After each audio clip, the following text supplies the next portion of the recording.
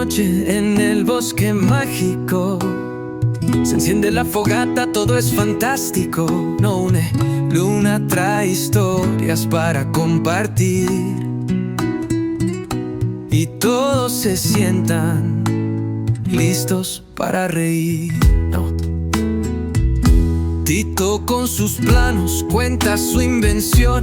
Pipa se acomoda sin causar confusión.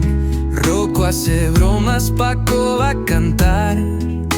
Y todos se empiezan a abrazar. La gran fogata nos hace brillar con risas, canciones y amistad.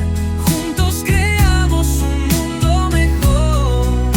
El bosque se llena de calor. Lola trae nueces para convidar. Mimi da consejos al escuchar. Beto lee cuentos bajo la luz. Y Goyo vigila desde un gran abedul.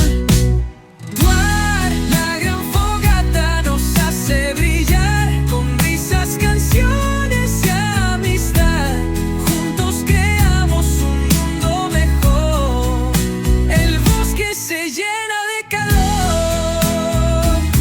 Y cuando las llamas se van a apagar, prometemos siempre regresar, porque en este bosque tan especial, la amistad es nuestro hogar natural.